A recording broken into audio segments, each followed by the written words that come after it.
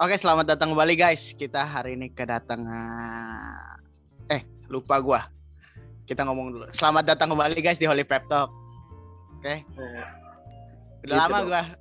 Udah lama enggak. Ya, udah lama enggak jadi. Udah lama enggak nge-host ya. Udah suka lupa. Kita hari ini kedatangan tamu spesial nih. Pertama-tama tamu jauh. Tamu jauh. Pertama-tama gua kenalin diri gua dulu. Nama gua Benedictus Brandon Prakoso. Biasa dipanggil Brandon. Nah, ini Sanchez Carlos Joa. Biasa panggil Carlos Joa. Ayo. Gak ada bedanya dong. Iya, benar. Oke, kita kedatangan tamu spesial nih. Jauh pokoknya, jauh ya. Dari mana? Coba kasih tahu dari mana dulu. Wis, pokoknya udaranya dingin di situ. 4 musim. Kan kita dari kemarin ngomong ya, kita punya worldwide gitu ya. Nih, sekarang kita ngundang tamu worldwide. Kita kedatangan tamu dari Amerika nih. Uish. Dari Iki dan Diaspora ya. Oke. Ya? Enggak gitu, Bro. Enggak gitu konsepnya. KKI sama lingkupnya. Oh iya. IKKI. Enggak, KKI. Oh, KKI. Benar KKI. Iya, betul. KKI, maaf. Atau Diaspora Indonesia. Ini baru briefing 15 menit yang lalu soalnya. Oke, lanjut. Mohon maaf nih kalau salah ya. Berarti dari KKI atau Diaspora. Iya, betul. Oke. Kita perkenalkan dulu, yang pertama ada Pak Rahmat. Halo Pak Rahmat. Halo Pak Rahmat. Yang kedua semuanya. Yang kedua Rahmat Putranto. Yang kedua ada Pak Damasus. Halo Pak Damasus. Halo semuanya. Selamat malam. Ya, di sini malam, di situ pagi, makanya di situ terang ya, guys. Iya. Di sana pagi ya, guys. Pada saat syuting di sana pagi. Iya, pokoknya pas saat syuting di sana pagi. Sebelumnya kita tanya dulu nih, Bapak-bapak sehat-sehat kan ya? Atau mau dipanggil apa nih? Sehat. Mau dipanggil Bapak, Om, apa atau, Kakak? Iya, biar Kakak. Kak wae lah, biar kelihatan muda kita ya. Oke, panggil Kak Rahmat. Kak Rahmat. Oke. Gimana nih, Los? Kita udah perkenalkan dulu mereka dari mana? Mau perkenalkan diri sendiri apa mau kita yang perkenalin? Mas Damasus dulu lah. Silakan Pak Damasus. Ya, monggo Pak Rahmat. Monggo. Gantian. Lempar-lemparan. Harusnya ketua KKI-nya dulu yang diperkenalkan. Saya kan ini. Monggo Mas Damasus. Terima kasih. Nama saya Damasus Lai. Saya sekarang berdomisili di Maryland, dekat Washington DC, kira-kira 25 menit dari Washington DC ya. Suburb-nya Washington DC. Tepatnya di kota Rockville, di dekat Potomac. Guys, bagi suburbnya New York itu Maryland. Washington DC. Suburbnya Washington DC.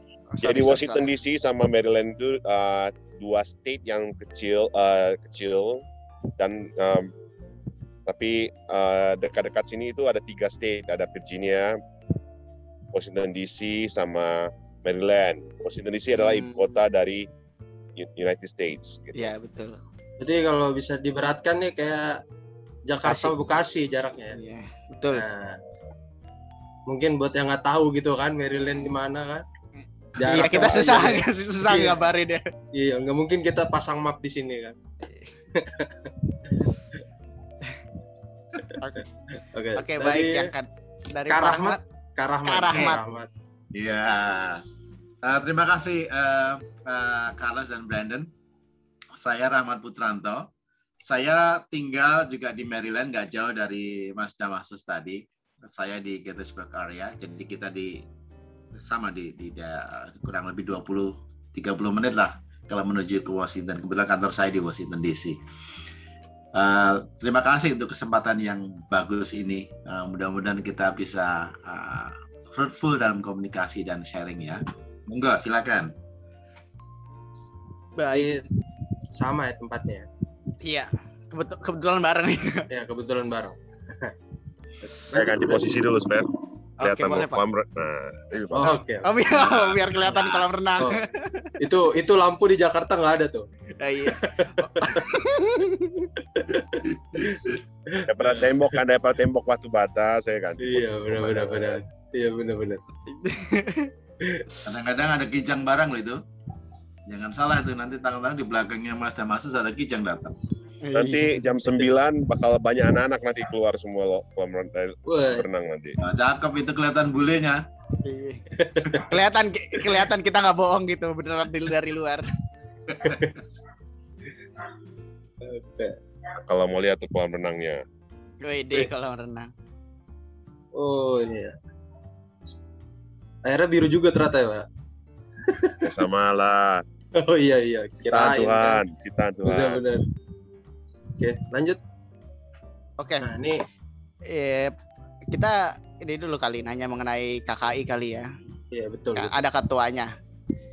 Mumpung ada ketuanya. Iya, mumpung ada ketuanya.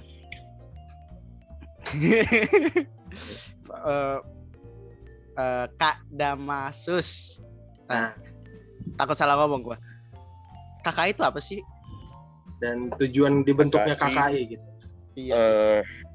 KKI itu adalah singkatan dari Keluarga Katolik Indonesia. Dan saya ketua dari KKI di Washington DC ya. Jadi yang meliputi DMV, kita panggilnya DMV karena dari Washington DC, Maryland, dan Virginia melingkup seluruh komunitas Katolik yang di 3 state yang berdekatan ini. Dan Keluarga Katolik Indonesia itu banyak sih cabang-cabangnya gitu, maksudnya di tiap-tiap state sama ataupun kota yang besar biasanya ada perwakilannya, misalnya di Los Angeles, Southern California, di San Francisco ada, di Texas ada, dan New York ada, di Philadelphia juga ada. Yang paling besar kalau saya lihat dari segi jumlah umat di Philadelphia. Terus tujuannya ada KKI itu untuk apa sih? Ya maksudnya kayak biar perkumpulan aja gitu ya? Sebenarnya tujuan dari KKI adalah sebagai sarana komunitas ya, sehingga karena kita sama-sama di negeri orang gitu, kita jadi ada tempat lah berkumpul dan sekaligus menjadikan sarana bagi komunitas sehingga bisa jadi saling membantu dan juga mengadakan misa on the regular basis gitu, jadi secara rutin. I see. Berarti ya nggak beda jauh sama kayak komunitas Komsos gitu kan ya? Bukan gitu loh. Komsos itu pelayanan loh. Enggak, sebenarnya menurut gua sih komunitas, cuman lebih spesifik aja komunitas buat yang untuk multimedia gitu. Iya bisa jadi. Kalau mau universalnya mungkin bisa dibilang kayak OMK juga gitu kan, orang-orang Katolik kalau di Indonesia kan. Gitu sih. Tujuannya juga tetap sama sebagai sarana juga gitu. Iya. Terus kan kita di sini lagi COVID nih. Itu di sana COVID-nya gimana, Pak? Sama sih, kita juga kena tidak lepas dari COVID ya. Hanya kebetulan di sini sekarang lagi mulai turun lagi gitu. Jadi turun sih sebenarnya, karena di PPKM-nya ya, semacam PPKM lah yang di Indonesia gitu sudah dibuka. Jadi orang bisa bebas buka masker, tapi karena varian ini mulai naik lagi sekarang di Amerika, jadi ada beberapa, kebetulan state kami mulai diharuskan di beberapa tempat tertutup untuk memakai masker lagi. Tapi untuk yang karena banyaknya jumlah penduduk yang belum divaksinasi ya, karena ada faktor politik lah.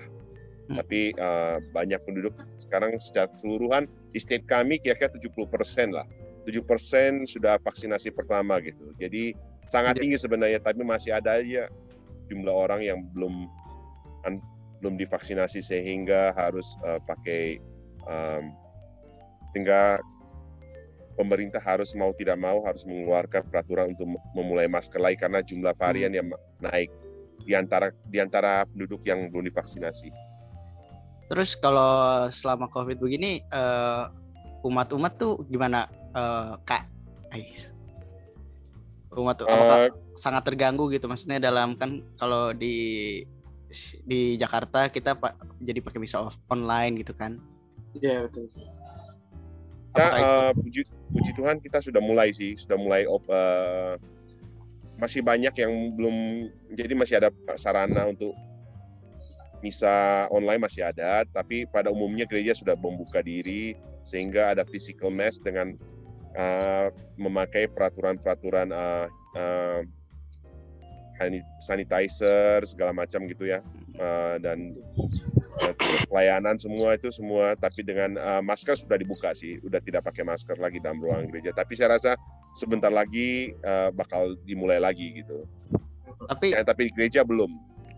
Misa terakhir minggu yang baru lalu belum, masih open mass.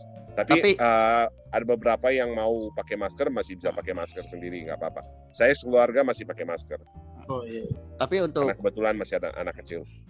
Untuk umat-umatnya udah full gitu Pak, kapasitas full apa? Saya rasa kapasitas mungkin sekitar 70%. Udah banyak ya. Karena ada sebagian masih yang nggak comfortable masih bisa online. Oh jadi juga ada ya misa online-nya ya? Iya. Jadi untuk saat ini di daerah sana masih lebih sedikit dilonggarkan lah ya, karena keadaan yang udah mulai turun juga tadi katanya, mungkin baru menaik lagi variannya gitu. Iya. Kalau di Jakarta nih masih 30% ya. Oh, maksudnya 30% itu sudah bisa offline itu ya? Iya betul. Sekarang sih lagi enggak. Bukan pakai masker enggak? Pakai. Wajib itu wajib. Wajib. Slot 30% kapasitas gereja. Iya. Ya, saya mau nambahkan dari Mas Damasus tadi, memang sejak COVID almost ke gereja-gereja di Amerika ini memang pakai online ya, dan ini menurut saya ini satu perubahan yang harus diterima oleh gereja ke depannya ya. Walaupun nanti sudah nggak ada COVID misalnya, tetapi banyak orang menikmati untuk misa-misa atau kebaktian yang sifatnya dengan online. Nah, jadi mungkin gereja harus membuka diri tentang perubahan baru ini. Tetapi yang lebih menguntungkan adalah akhirnya semua orang bisa melihat kegiatan gereja di dalam lewat HP mereka atau desktop mereka. Nah, ini menurut saya satu hal yang luar biasa, dan gereja harus bisa berinovasi lebih jauh lagi agar setiap misa, kebaktian dan sebagainya itu menjadi hal yang menarik bagi bukan hanya umatnya, tetapi yang bukan umat pun akan tertarik. Ini bagus banget menurut saya. Nah, di tangan teman-teman Mas Brandon, Mas Carlos sebagai milenial ini bagus untuk berkreasi lebih jauh lagi. Iya, Pak. Kira itu. Kembangin diri juga. Ya, betul. Nambahin pengalaman lah. Ya, dan lapangan pekerjaan mungkin. Bisa jadi. Moga-moga amin. Ya, kan berarti selalu ada berkah di setiap bencana gitu kan. Saya setuju banget itu. Jadi kita harus ngelihat sisi opportunity yang bisa kita lihat, bukan hanya kesedihan yang kita lihat. Memang ya tantangannya COVID ini luar biasa. Luar biasa banget. Sangat luar biasa, terutama dibagi di Indonesia ya. Iya. Nah, ini juga kalau misalnya di situ umat-umat Kristianinya tuh mereka berkumpulnya adakah tempat lain gitu? Maksudnya kan apa di gereja doang gitu ketemunya, atau juga di tempat-tempat lain juga gitu? Misalnya kayak perkumpulannya. Nah, mungkin Mas Damasus dulu, nanti saya nambahkan. Boleh. Kalau dari Katolik KKI sendiri itu kita kebanyakan so far belum, misalnya yang kita bulanan itu belum mulai ya. Karena beberapa faktor gitu, tapi ada rencana mau mulai lagi Oktober. So far untuk misa reguler belum mulai. Itu yang saya bilang mingguan itu adalah misa lokal di gereja lokal gitu. Yang KKI sendiri itu belum mulai. Kita so far udah dapat kesempatan udah mulai Januari Desember, Christmas sama Paskah, dimana kita ada misa in physical gitu, dan puji Tuhan semua berjalan dengan baik. Dan acara selain di misa, kami ada acara piknik yang barusan ada acara piknik saja, dan selebihnya sisanya acaranya yang acara anak-anak ataupun acara pertemuan itu online semua. Tambahkan ya. Kalau di gereja-gereja Indonesia ini, kalau di Washington DC area itu ada secara data 9 gereja Indonesia, termasuk KKI ya di situ. Kita anggap sebagai persekutuan. Memang kebanyakan mereka sudah masih online, tetapi sudah mulai beberapa gereja melakukan pakai offline. Seperti gereja Emmanuel Indonesian Presbyterian Church di Rockville itu, mereka sudah 2 online dan offline. Jadi mereka ibadahnya full di gereja, tetapi memang masih ada pembatasan. Yang menarik itu mungkin nggak tahu apakah sama di Jakarta ya. Jadi kalau kita mau ibadah di dalam gedung itu, kita harus jelas ada kita hand sanitizer, tetap pakai. Ada yang pakai masker dan enggak, masih bebas. Tetapi setiap orang dia harus ngecek temperaturnya dan kemudian tulis namanya, jam berapa dia masuk gitu. Itu untuk tracing aja nanti kalau terjadi apa-apa. Dan yang saya bisa rasakan ya, bahwa ya tadi perubahan baru ini ada orang-orang terutama yang berumur atau mereka punya kelemahan fisik, mereka ada chance untuk tetap ikut ibadah tanpa terkecuali. Ini perubahan yang ke depan yang tadi saya ulangi lagi akan terjadi terus dan mungkin akan berkembang lebih besar ketika teman-teman milenial bisa mengkreasikan lebih lanjut lagi. Gereja itu tidak terbatas di dalam gedung lagi, akan di luar gedung akan terjadi hal yang sama. Itu nggak jauh beda sih sama yang di Jakarta itu. Kalau misalkan di gereja kita, di gereja Brandon nama saya itu sebelum PPKM, Leo Agung tuh ngadain kayak misa offline online juga. Terus ada misa khusus lansia 53 tahun ke atas, 59 tahun ke atas. Itu beda hari sendiri gitu. Jadi kurang beda, agak misalnya nggak terlalu beda jauh lah. Oke.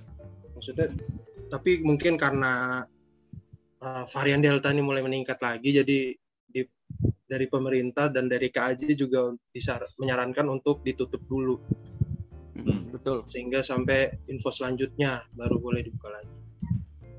Ya, bagaimanapun juga kan kondisi nggak memungkinkan. Ya.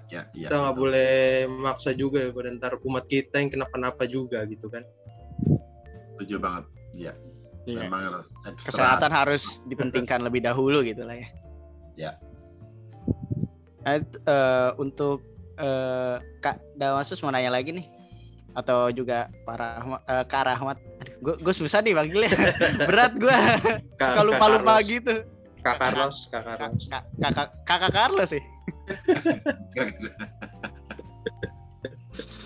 Mas aja, Mas lebih enak lah, Mas. Kalau nggak Kak, Mas. Kakak dekat. Mau nanya, kalau misalnya kalau di Jakarta, di Indonesia itu kan kita ada hierarkinya tuh kayak piramidanya gitu ya, apa sih ya itu gimana? Maksudnya dalam artian kayak kalau di paroki itu kan ada Romo sebagai ketua paroki, terus turun ke bawah. Kalau misalnya di situ apakah sama atau berbeda gitu? Sebenarnya sama kalau gereja lokal ya. Tapi karena KKI itu bukan gereja lokal, adalah kelompok semacam komunitas lah ya. Jadi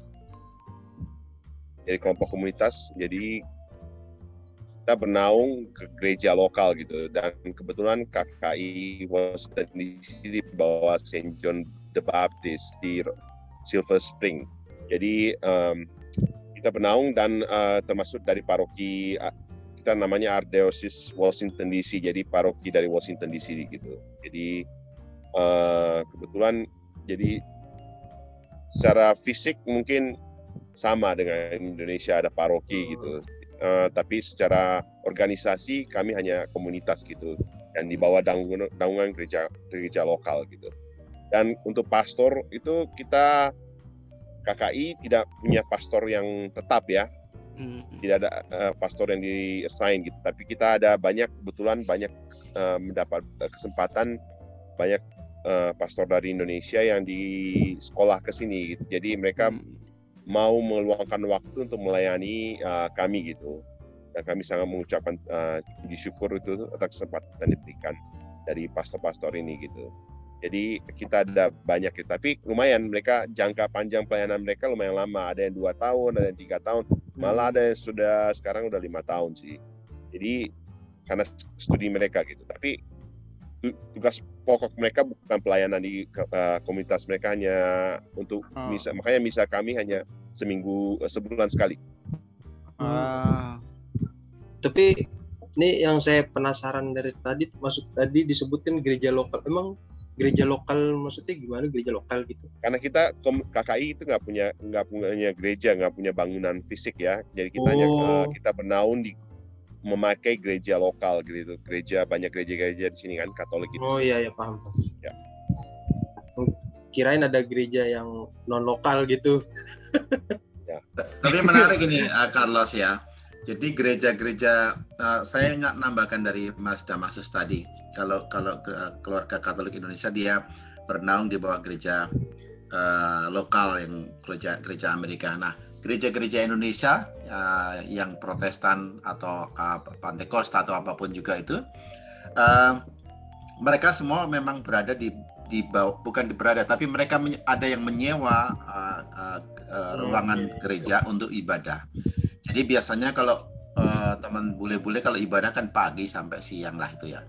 Nah kita biasanya gereja-gereja Indonesia yang lain tuh ibadahnya mulai jam 2 siang ke atas. Dan ini kalau di KKI yang setahu saya ketika zaman Mbak Maria Gunawan, Mas Damasus, kita pernah nanya ke wakil KWI waktu kunjungan ke Washington itu, memang untuk mempunyai gereja itu paling tidak 125 kakak, nggak tahu apakah rumusan itu masih seperti itu. Nah kalau gereja Indonesia yang lain itu cuma 50 atau 100 dia, ayo kita bikin gereja jadi. Jadi sekarang ini memang ya tadi sekitar hampir 9 lah di Washington DC area ya, Maryland, Virginia dan DC. Jadi, di Philadelphia lebih banyak lagi, di New York banyak. Jadi total gereja Indonesia kalau di seluruh Amerika ini banyak, di atas 100. Ada banyak. Ya. Banyak. Oh ya. Banyak. Yang kalau saya lihat dari jumlah umat sih sebenarnya KKI bisa melebihi jumlah yang disebutkan tadi Mas Rahmat ya. Tapi karena meliputi wilayah Virginia, Washington DC, geografis itu sangat besar gitu jarak. Jadi belum tentu dalam suatu pertemuan itu bisa semuanya terkumpul gitu. Jadi jumlah itu sangat relatif gitu. Jadi makanya, dan untuk gereja Katolik itu lebih kayaknya saya lihat protokolnya lebih berat untuk menyatakan untuk sebagai satu gereja gitu. Setuju, ya. Jadi artinya ada biduknya gitu ya di sana juga. Biduk ada tuh biduk data umat. Iya, data umat. Data umatnya tuh data umat Katolik Kristiani gitu. Iya. Ada ya? Ada. Jadi kalau biduk tuh kayak bisa dibilang kayak semacam kartu keluarga tapi yang agama kita punya gitu. Punya kita aja. Kalau itu mungkin nggak ada ya Mas Damasus ya, tetapi kayak Washington DC area ini selalu klaim bahwa penduduk Indonesia, diaspora Indonesia itu sekitar 3.500 plus lah ya. Saya pernah tanya teman-teman Katolik itu, teman-teman Muslim, mereka klaim sekitar 1.200 sampai 1.500 lah. Nah saya punya asumsi ya sisanya Kristen Katolik tadi mungkin dengan beberapa yang bukan Katolik Kristen dan Muslim ya, tapi nggak terlalu banyak biasanya. Nah kenapa kita bisa klaim sekitar gitu ketika kita ada HUT RI gitu, biasanya diadakan di Wisma Indonesia itu, data yang muncul ya sekitar jumlah itu. Kadang-kadang memang suka lebih gitu ya. Tapi memang tersebar di 3 negara bagian tadi. Bahkan kadang-kadang dari state yang lain ketika acara itu juga hadir juga. Tapi ya mungkin karena kita di perantauan gitu ya, ketika kita ngumpul sesama teman Indonesia itu udah apa ya, menarik lah, ngobrolnya menarik. Seperti banyak kayak cerita. Oh, banyak cerita. Jadi seperti kayak nanti dari KKI bisa cerita kayak di gereja-gereja itu setelah ibadah paling cuma 1,5 jam. Tapi ngobrolnya setelah itu di ruang yang disediakan untuk sosialisasi itu bisa 3, 4, kadang-kadang 5 jam sendiri. Oh iya, benar. Nongkrongnya yang lama dia. Iya, karena apa? Kerinduan tadi selama 6 hari itu kan, kalau mereka yang bekerja dengan perusahaan Amerika itu ya begitu hari Minggu itu ditumpahkan semuanya, dan kita semuanya kalau ketemu itu membawa makanan masing-masing ya kayak potluck gitu, kita makan bareng-bareng, sisanya bawa pulang lagi. Dan itu apa ya, udah menjadi bagian dari budaya yang menyenangkan. Benar. Soalnya kan dalam 1 minggu kita ketemu orang gereja cuma 1 hari gitu kan. Ya. Jadi kayak gerejanya sekitar 1,5 jam, di warungnya sampai sore. itu kayaknya personal ID lu tuh. Karena segitu Kak. Jadi kalau misalnya habis misa dia nongkrong dulu sampai sore baru pulang. Iya dong. Ya sama lah. Kita sampai kenyang dulu, habis kenyang bawa pulang. Saya bakal distraction ini ya. Ini anak-anak sudah keluar, saya sebentar sambil jalan ya. Tuh guys, ada bule guys.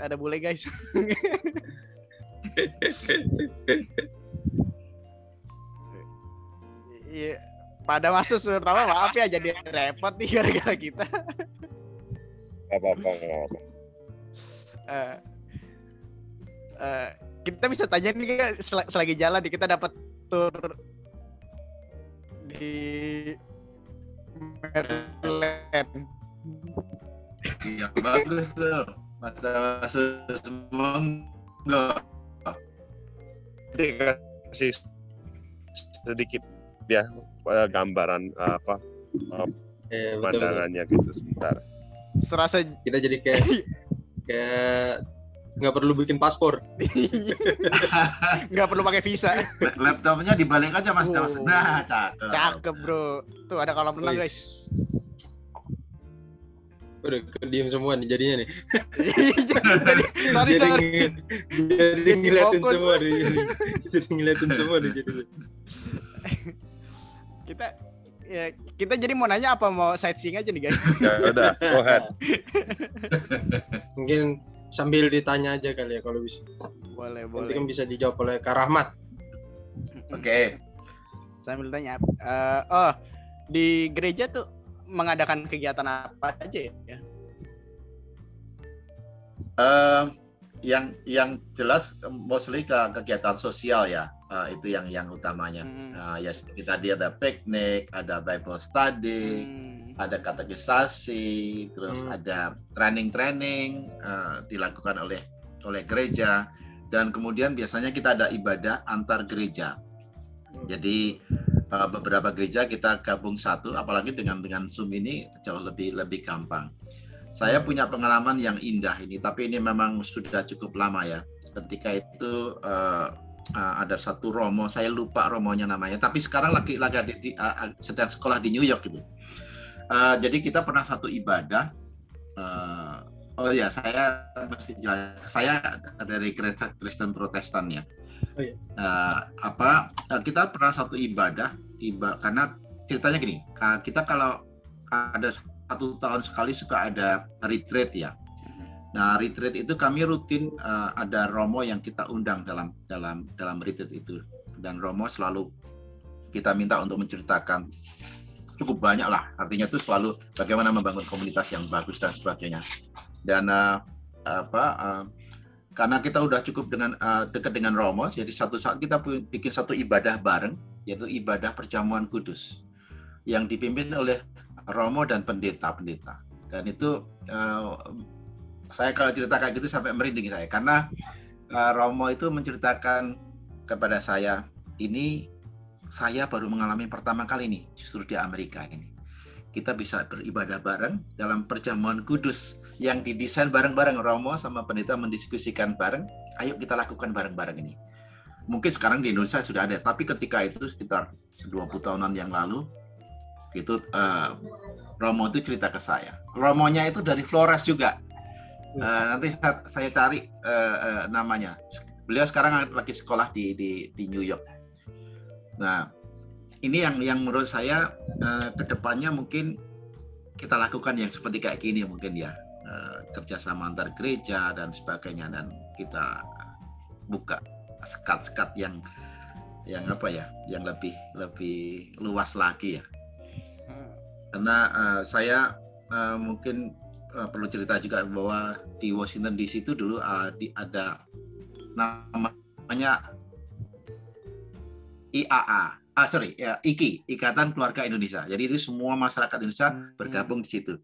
Saya pernah menjadi ketua seksi rohani Kristen, di mana di situ Katolik Protestan jadi satu. Dan waktu itu ketuanya Ibu Maria Gunawan dari KKI. Kita selalu berkreasi bagaimana kita beribadah bersama. Dan yang rutin selalu dilakukan di sini adalah Paskah, Natal, terutama Natal itu selalu berbarengan. Gereja-gereja Indonesia sama KKI itu selalu melakukan ibadah bersama. Dan ini menurut saya cukup bagus ya. Mungkin dari saya itu saja. Mungkin kalau ada yang ngomong soal opportunity business, monggo loh. Kenapa saya pakai kopi Indonesia nih? Nice. Biar Indonesia ya keluar. Iya.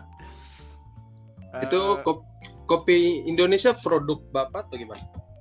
Bukan. Jadi ini adalah saya dapat kaos ini dari Indonesia untuk ketika ada acara Specialty Coffee Expo.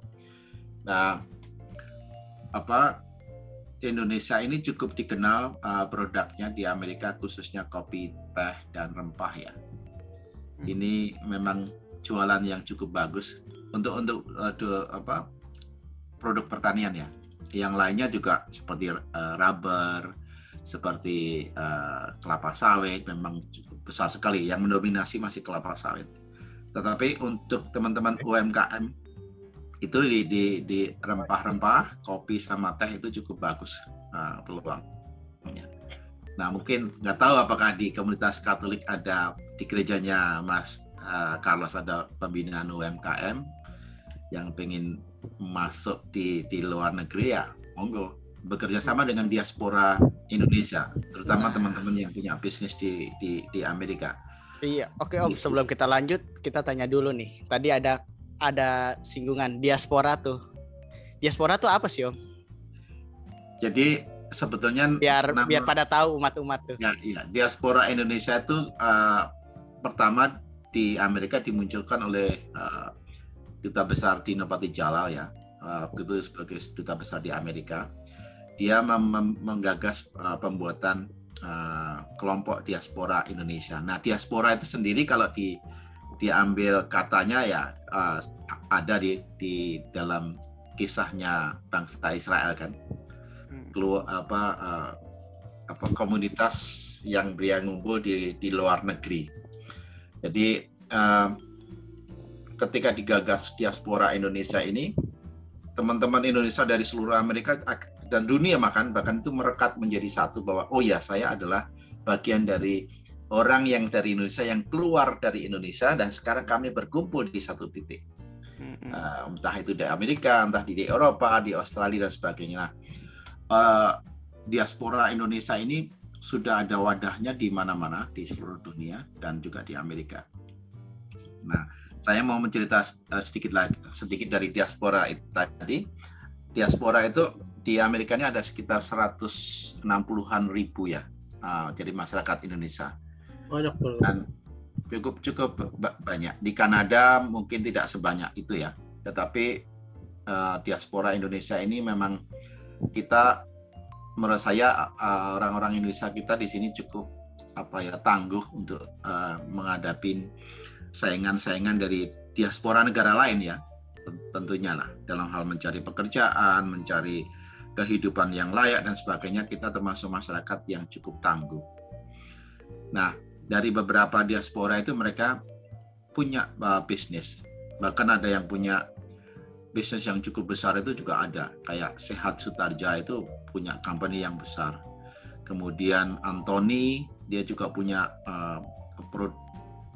kayak wholesale makanan Indonesia yang punya gudangnya mungkin bisa untuk parkir pesawat, 2 pesawat terbang. Rata-rata saja setiap bulannya mereka bisa memasukkan lebih dari 300 kontainer makanan minuman dari Indonesia. Indomie itu ya khusus sih. Indomie ada, itu bagian dari kecil lah. Mereka kecil.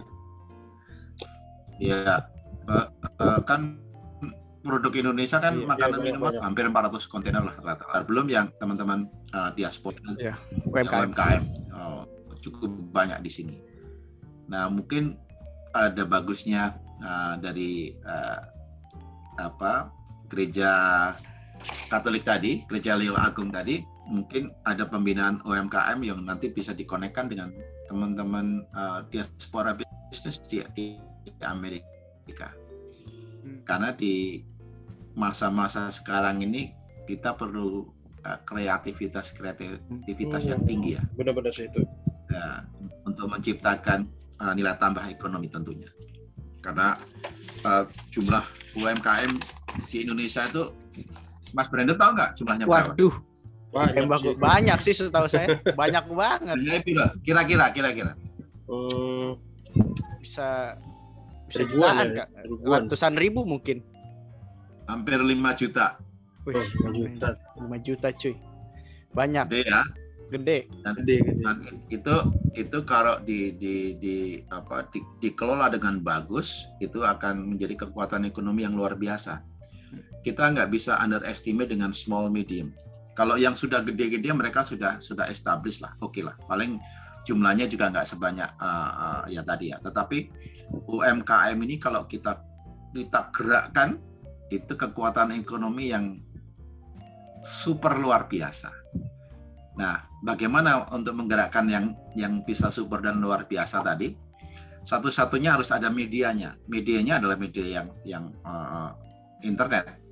Jadi produk-produk tadi dikreasikan dalam bentuk digitalisasi dan sebagainya. Ya kayak model-model Amazon, eBay, Lazada dan sebagainya. Tetapi kita tingkatkan untuk dari UMKM tadi yang disiapkan tentunya ya.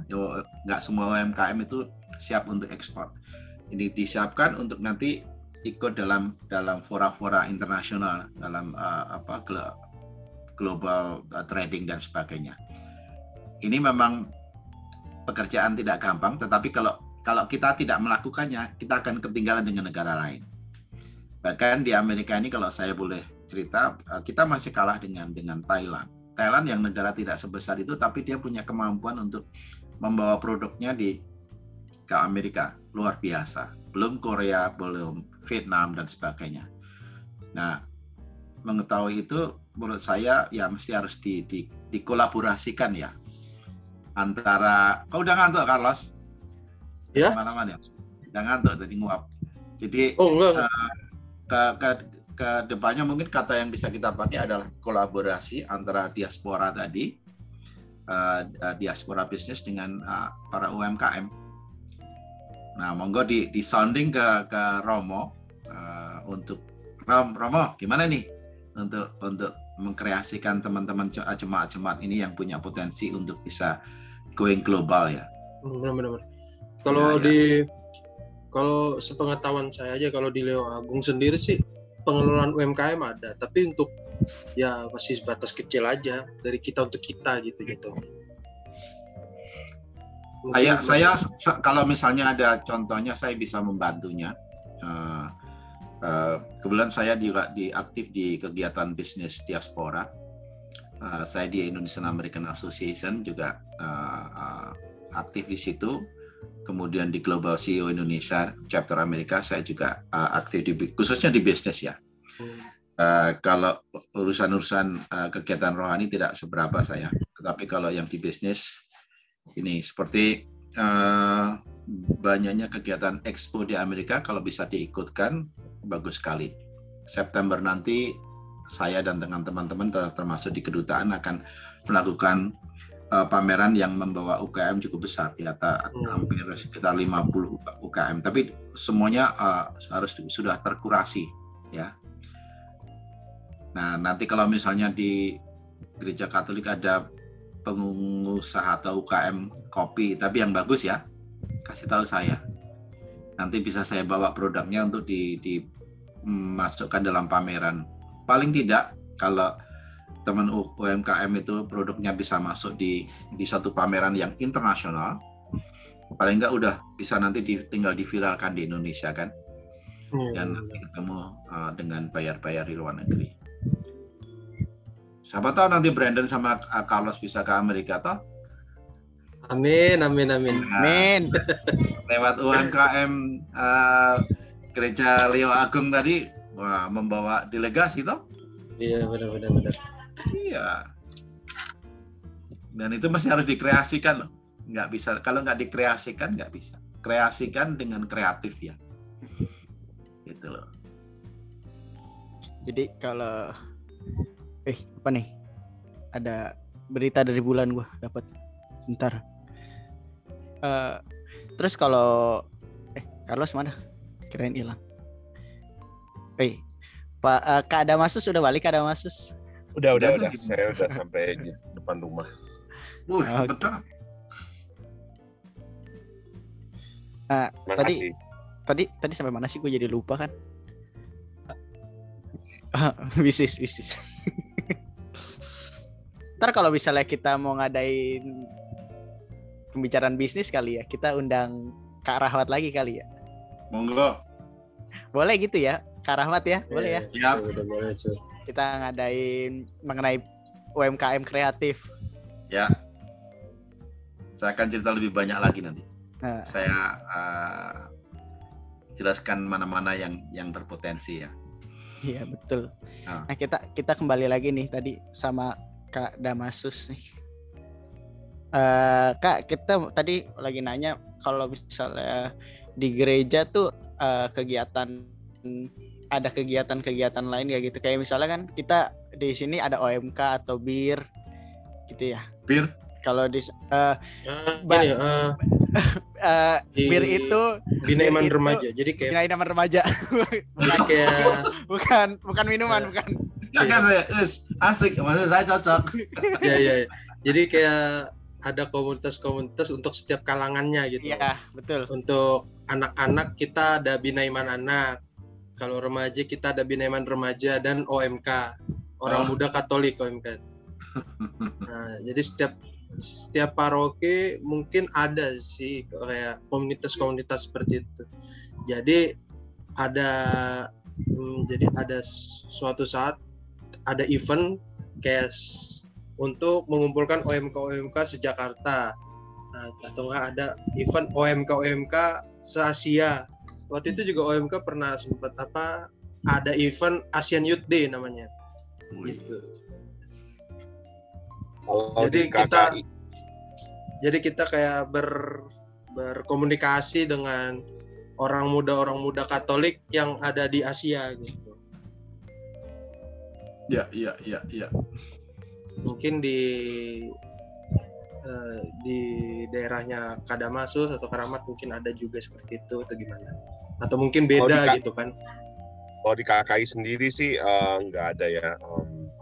Nggak ada lagi banyak gitu. Dulunya tergantung, tapi saya juga dulu awalnya dari Southern California di Los Angeles, di mana lebih besar KKI-nya, kapasitasnya lebih besar, umatnya juga lebih besar. Di sana ada namanya youth, ada persekutuan doa, ada Rosario, ada persekutuan doa, ada Bina mungkin bina remaja Mudika. Nah, Mudika itu muda-mudi Katolik. Ya, jadi ada besar gitu. Betul. Di kita dulu Mudika namanya, cuman kita udah ganti namanya jadi OMK. Organisasi Muda Katolik. Ya. Kita di sini ada gitu. Apa orang Muda Katolik? Ya. Jadi beberapa state ada. Di Washington DC karena jumlahnya nggak besar gitu, jadi kita ada sebulan sekali, tiap hari sebenarnya ada rosario. Ada rosario jam 9 malam yang gimana diorganisir oleh salah seorang ibu, namanya Ibu Maria, dan dia organisir yang melingkup seluruh rosario online sih. Jadi banyak juga, ada beberapa dari Indonesia yang join gitu. Jadi itu tiap malam jam 9 malam waktu Eastern Time, jadi jam 8 pagi waktu Indonesia Barat. Dan selain itu ada kegiatan bulanan, Bible study, sama kegiatan yang bulanan misa itu. Sedangkan untuk KKI sendiri ada yang tadi disampaikan, ada perkumpulannya itu KKI biasanya kita namakan Jambore. Jambore KKI itu biasanya 2 tahun sekali. Kebetulan tahun lalu karena COVID ditunda, dan sebenarnya tahun 2020 itu KKI Jambore itu di mana seluruh keluarga Katolik Indonesia berkumpul. Itu berikutnya ini seharusnya 2022 deh ini, kalau di Texas. Texas kalau nggak salah di Houston. Tempat bagus tuh. Ya. Jadi seluruh KKI berkumpul bersama-sama gitu, dengan dihadiri oleh para Romo yang berdomisili di Amerika, dan juga seluruh wakil-wakil KKI dan juga umat-umatnya berkumpul gitu. Nah di sana banyak sih, lumayan lah. Ya betul. Terus untuk kan tadi udah disinggung tuh ya,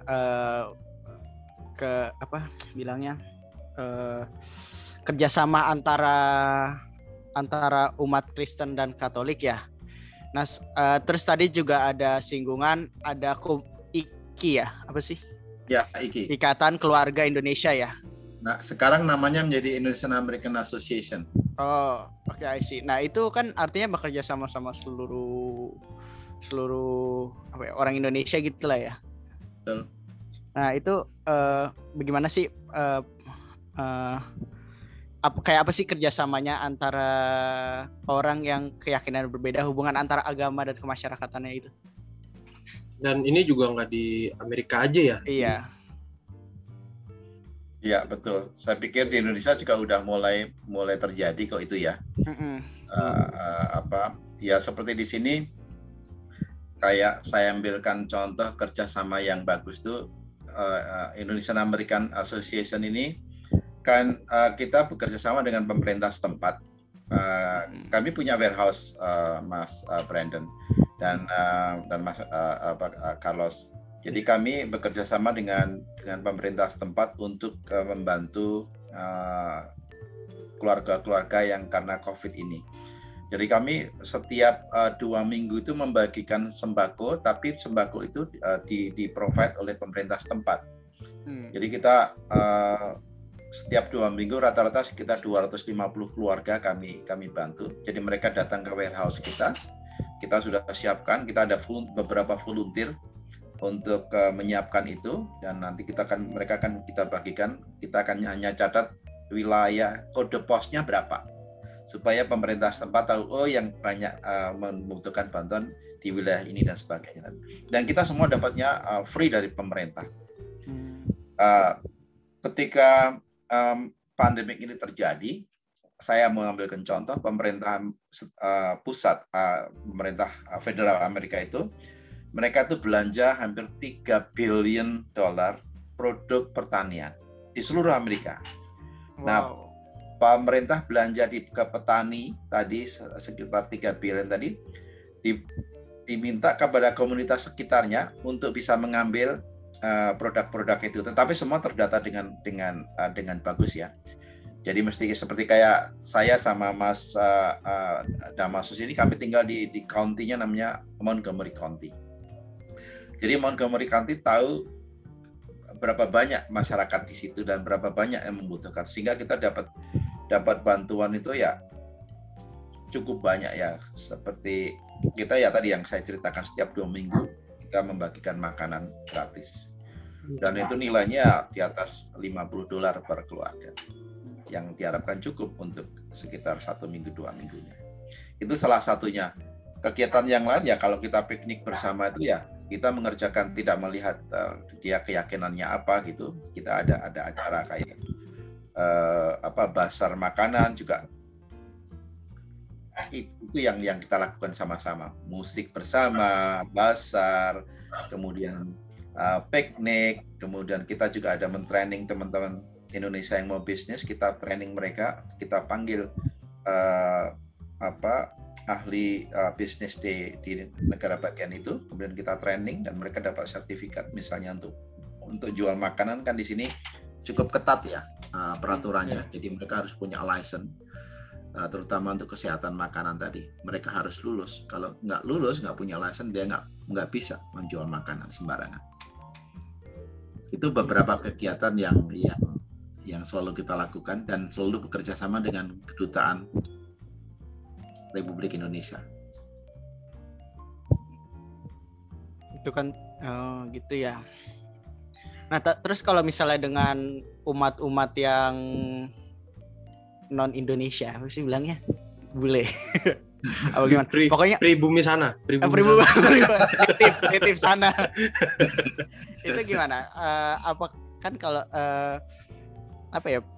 Kayak interaksinya tuh gimana? Oke, moga Mas Damasus dulu lah, nanti saya nambahkan aja. Boleh, silakan. Interaksinya sebenarnya kalau untuk dari KKI gitu kita ada salah satunya ada Paris lokal ya, masing-masing umat sih pada umumnya karena kita hanya seminggu sekali, jadi 3 minggu sebulan sekali, jadi 3 minggu lainnya itu mereka masing-masing umat di encourage untuk pergi ke paroki lokal mereka masing-masing gitu. Jadi mereka interaksi sendiri, bukan secara satu komunitas. Sedangkan sebagai satu komunitas interaksinya antara lain untuk KKI Washington DC sendiri itu adalah misalnya dengan APCN, misalkan itu Asia Pasifik komunitas gitu. Jadi Asia Pasifik, negara-negara Asia Pasifik gitu. Dan itu di prakarsa oleh Archdiocese dari Washington DC. Jadi ada kerjasama gitu, itu setahun sekali. Jadi ada misa bersama, lalu acara bersama gitu. Itu sih yang saya tahu dari gereja-gereja lokal gitu. Selebihnya tidak banyak sih sebenarnya. Masing-masing keluarga lebih itu interaksi masing-masing keluarga sama paroki masing-masing. Saya tambahkan dari sisi budaya ya. Iya. Interaksi Indonesia dengan negara setempat, komunitas tempat itu, misalnya dengan gamelan. Jadi kita ada gamelan itu yang pesertanya itu mix dengan bule. Bahkan ada gamelan yang semuanya bule. Di gurunya ya orang Indonesia ya. Kemudian Banjar Bali itu setengah-setengah lah, bule sama orang Bali. Tapi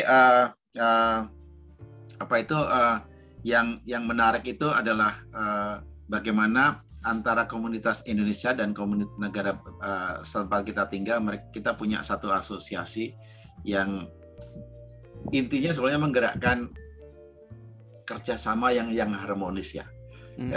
Dan lebih dari itu, mungkin Mas Damasus nanti bisa nambahkan bahwa mixed couple. Jadi misalnya Mas Damasus atau saya atau teman saya itu dia suami atau istrinya adalah orang bule. Nah, ini rekatnya cukup bagus itu. Gitu.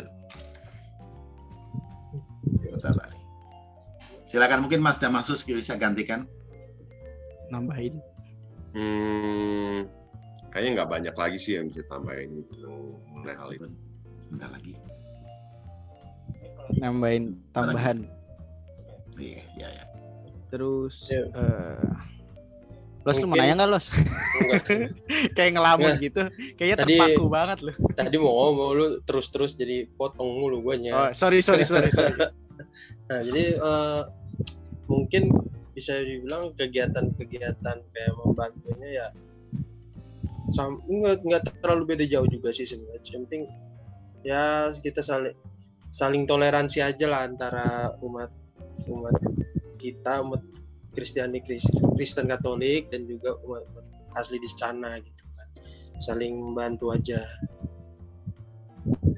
Ujung-ujungnya saling tolong-menolong lah sama manusia. Ya, hanya bisa saya lihat itu, kalau saya lihat itu dari gereja, kegiatan bersama itu sangat nggak minim ya, karena dilihat dari segi waktu gitu, masing-masing keluarga dan juga masing-masing komunitas itu sangat very limited sama dengan waktu. Karena bayangkan aja kita untuk misa aja hanya sebulan sekali gitu. Jadi dan tidak semua KKI seperti itu. Di Los Angeles itu ada komunitas KKI yang bisa berbahasa Indonesia tiap minggu. Tapi tidak semua gitu. Itu hanya, saya rasa hanya di Los Angeles sama Philadelphia yang benar-benar bisa tiap minggu gitu. New York mungkin kalau nggak salah 2 kali sebulan gitu. Jadi tidak semua gitu. Jadi dari sana bisa kita ancang-ancang bisa melihat bagaimana kesibukan masing-masing individu ataupun keluarga dalam komunitas itu sangat padat caranya. Jadi untuk acara-acara yang lebih reguler itu sangat minim. Saya rasa mungkin kalau sama komunitas lokal udah bisa setahun sekali aja itu sudah sangat bagus. Sama penasaran juga waktu misa kakak ini, pastornya atau pendetanya gitu dari Indonesia juga atau? Ya iyalah, Los, kan tadi ya, udah disebutkan. Ya, siapa tahu. Nih ketahuan nggak merhatiin nih. Udah ketahuan nggak merhatiin. Oh, boleh dimarahin. Banyakan sama Romo Indonesia sih, kebanyakan. Kecuali kalau pas kebetulan Romonya lagi liburan atau apa gitu, sekali-sekali mungkin kalau pastor paroki lokal bisa membantu, mereka membantu dengan senang hati. Kebetulan kalau kami itu bisa mencoba cari dari beberapa Romo yang ada gitu, kalau bisa, dan kalau pun tidak ada, baru terakhir kami baru menggunakan pastor lokal, karena juga mereka kan sibuk melayani umat lokal mereka gitu. Jadi kami sangat mencoba mengurangi gangguan ataupun trouble mereka untuk membantu kami gitu, bisa mengurangi sedikit gangguan.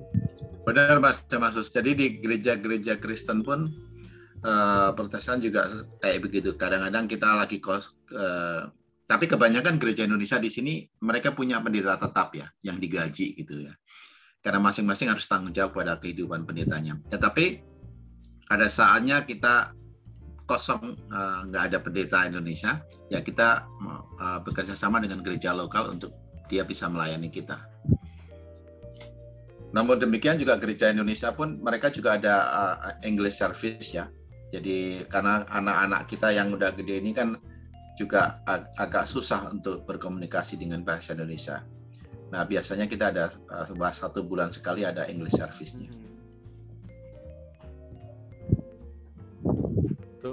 Saya lihat itu kalau saya lihat itu berkat yang diperoleh umat Katolik Indonesia itu di DC dibandingkan dengan komunitas Kristennya itu, kita nggak terlalu pusing gitu, maksudnya pengaturan romonya gitu. Romo itu diatur oleh mereka punya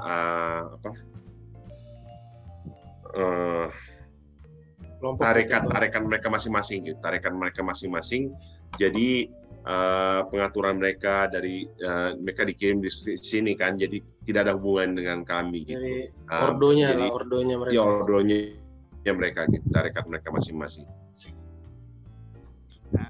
Gimana Brandon? Gue terpukau loh dengan penjelasan ini.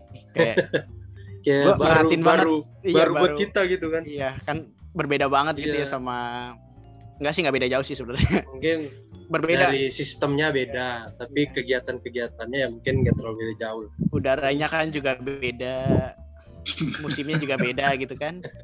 Banyak bedanya sebenarnya. Tapi dari segi jalannya misa semua itu kalau kita percayakan yang dari umat Katolik itu ada, kita punya syukur itu tata cara perayaan misa sama.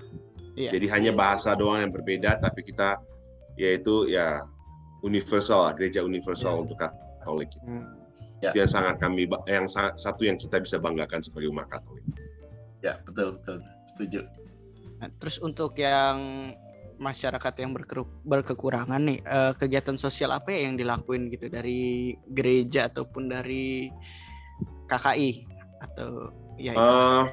Kebetulan dari kami gitu biasanya kami banyak barusan ini dalam pengurusan kami gitu dalam 2 tahun ini lumayan sih. Kami ada membantu umat lokal. Kebetulan ada salah satu umat aktif lokal yang tidak bisa dari segi ekonomi gitu, tapi dan baru saja meninggal gitu. Kami secara komunitas bersama-sama mengumpulkan dana membantu gitu. Salah satunya contoh untuk maksudnya kalangan umat dalam tahun barusan ini kira-kira berapa bulan yang lalu. Lalu adapun untuk bantuan ke Indonesia, kami tiap Christmas dan Paskah kami mengumpulkan juga dana dana Paskah ataupun dompet Paskah gitu, kita menamakan dompet Paskah. Nah, kami barusan membantu di Papua, komunitas gereja Papua di Papua gitu, Keuskupan Papua gitu, kita membantu. Dan juga ada kesusaran di Yogyakarta, PPYK, kesusaran PPYK di Yogyakarta kami membantu juga.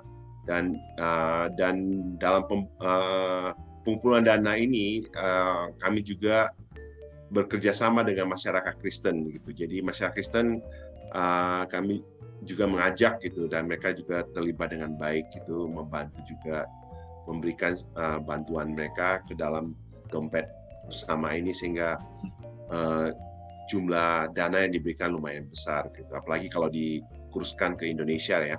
Jadi saya rasa jauh tuh jadi ya. 14.500 $1 los. Ya. Jadi lumayan besar gitu.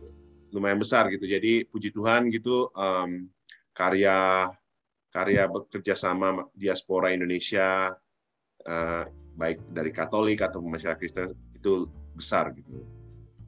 Dan setiap tahun kami at least komitmen bisa 2 kali atau 3 kali setahun lah. Nah, oke. Kita udahin aja gimana? Kita tanya pertanyaan terakhir kali los ya. Boleh. Boleh ya. Kita mau minta pesan dari kakak Rahmat dan kakak Damasus untuk yang menonton, bagi penonton lah ya. Untuk umat-umat Katolik di Indonesia juga, di sana juga. Iya. Moga-moga di sana banyak yang nonton gitu kan. Amin. Nanti kami akan bantu. Nanti kami bantu distribusi rekamannya ke umat gitu. Ya, silahkan pesan bagi umat Kristiani maupun di sini ataupun di sana.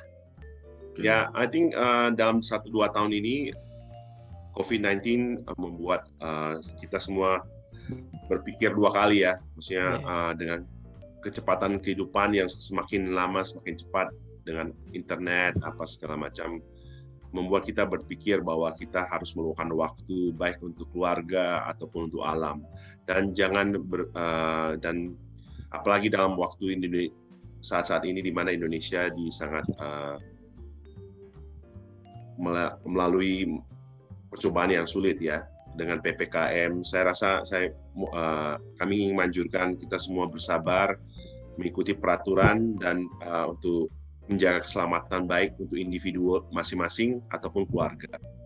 Dan saya rasa ini sangat baik kita mengambil sisi positifnya, biarpun banyak, yaitu bahwa kita bisa memberikan waktu lebih banyak untuk keluarga dan untuk sendiri gitu. Dan hubungan kita baik dengan komunitas dan juga kepada Tuhan gitu dan alam.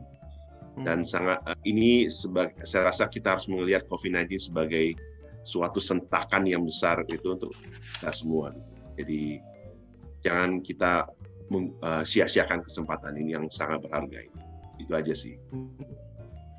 Silahkan dari Kakak Rahmat.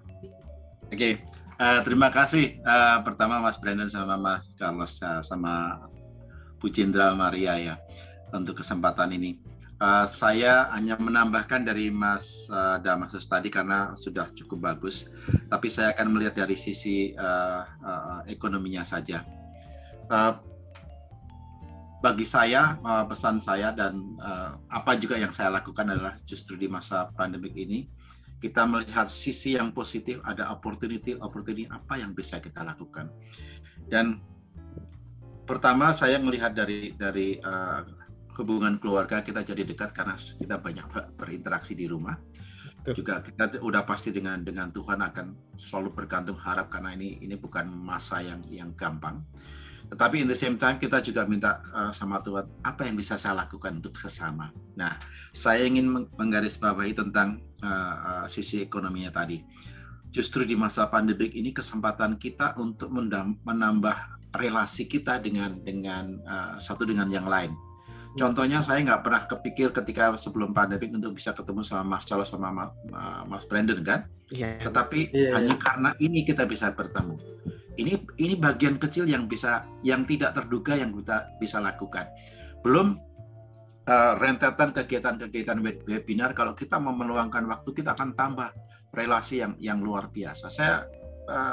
Kesaksian saya bahwa ketika di masa pandemik ini justru saya sudah bisa ketemu dengan orang yang saya mengatakan ribuan.